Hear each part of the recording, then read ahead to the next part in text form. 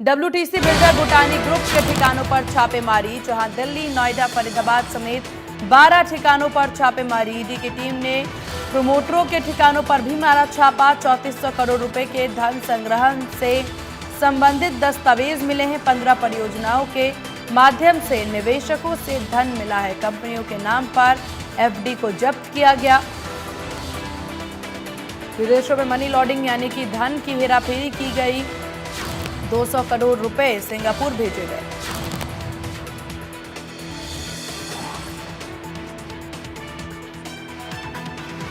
तो बड़ी जानकारी आपको दे दें, दिल्ली, नोएडा, फरीदाबाद समेत 12 ठिकानों पर छापा। ईडी की टीम ने प्रमोटरों के ठिकानों पर छापा मारा। 3400 करोड़ रुपए के धन संग्रहण से संबंधित दस्तावेज मिले हैं। 15 परियोजनाओं के माध्यम से निवेशकों से धन मिला।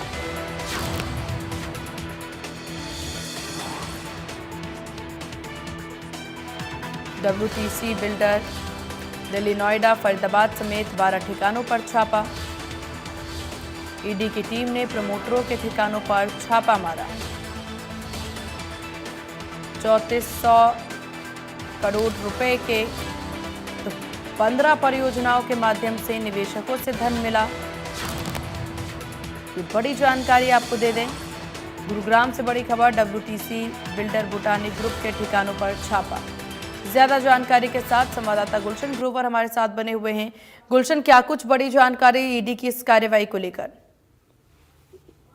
देखिए, बिल्कुल देश की एक चर्चित रियल एस्टेट कंपनी है डब्ल्यूटीसी बिल्डर और भूटानी ग्रुप, और इनसे जुड़े जितने भी प्रमोटर्स थे उनके ठिकानों पर ईडी ने रेड की है और सर्च ऑपरेशन चलाया, जिसमें 3400 करोड़ रुपए से अधिक के धन संग्रह से संबंधित जो है वो दस्तावेज जब्त किए हैं, जो दिल्ली एनसीआर क्षेत्र में लगभग 15 परियोजनाओं के माध्यम से निवेशकों से इन्होंने धन प्राप्त किया था।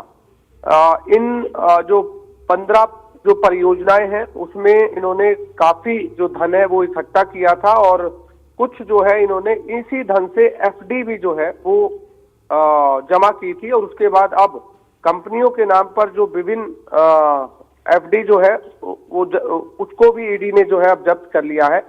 हालांकि इन्होंने अमेरिका में निवेश और सिंगापुर में भी 200 करोड़ रुपए भेजने की जो बात है वो ईडी के सामने आई है। लगभग 3400 करोड़ रुपए के उन्हें दस्तावेज मिले हैं। फिलहाल ईडी ने जो ये कार्रवाई सोमवार को जो की थी, जिसमें दिल्ली, लखनऊ, नोएडा, फरीदाबाद और गुरुग्राम समेत लगभग कई शहरों में 12 जगह जो है ये ठिकानों पर छापेमारी की थी, जिसमें लगभग 1.5 करोड़ रुपए के जेवर भी मिले थे, जिसमें डब्ल्यूटीसी समूह और भूटानी समूह से संबंधित कई आपत्तिजनक दस्तावेज मिले थे। फिलहाल उन सभी दस्तावेजों के आधार पर जो ईडी है वो आगे की कार्रवाई करी है, क्योंकि ईडी ने इस दौरान लैपटॉप भी, हार्ड डिस्क भी और कई तरह की बिक्री के जो दस्तावेज है वो भी जो ईडी ने जो जब्त किए हैं। तो अब ईडी आगे इस पूरे मामले को लेकर इन दस्तावेजों को खंगालने के बाद आगे की जो है वो कार्रवाई करेगी। फिलहाल ये बड़ी खबर है, क्योंकि ये रियल एस्टेट कंपनी डब्ल्यूटीसी और भूटानी ग्रुप काफी जो है चर्चित ये कंपनी है। इस संबंध में जिन लोगों के खिलाफ केस दर्ज किया है उसमें आशीष भल्ला है, इसके अलावा सुपर्णा भल्ला है, अभिजीत भल्ला है, मैसर्स भूटानी इंफ्रा है, और अन्य पर धोखाधड़ी, आपराधिक विश्वासघात और सैकड़ों लोगों के खिलाफ ये धोखाधड़ी का जो मामला है वो दर्ज किया गया था।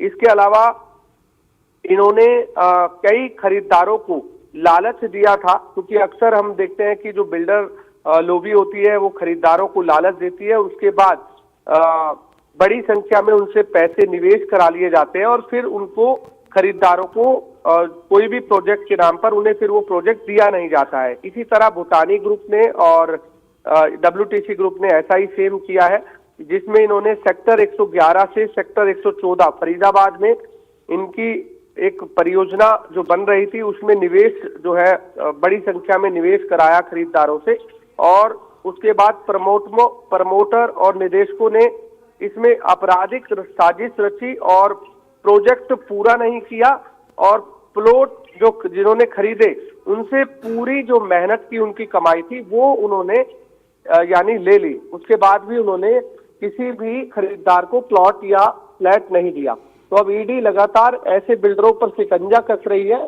जो खरीदारों के साथ धोखाधड़ी करते हैं, जो इस तरीके से पैसे निवेश करा लेते हैं और उसके बाद उन खरीदारों को ना ही फ्लैट देते हैं, ना ही किसी तरह का प्लॉट देते हैं। ये तमाम तरह के दस्तावेज भी जब्त किए हैं, ज्वेलरी भी जब्त की है, हार्ड डिस्क, लैपटॉप भी जब्त किए हैं। अब आगे की पुलिस जो है ईडी जो है वो जांच करेगी और क्या कुछ सामने निकल कर आता है ये बाद में देखने वाली बात होगी। लेकिन एक बड़ी कार्रवाई रियल एस्टेट कंपनी WTC और यहाँ पर भल्ला ग्रुप के मालिक जो है वो उन पर जो है देखी गई है। चलिए ठीक है गुलशन, आपका बहुत शुक्रिया तमाम जानकारी साझा करने के लिए। खबरों में अब आगे बढ़ते हैं, जहां चंडीगढ़ में 2 दिवसीय बजट पूर्व परामर्श का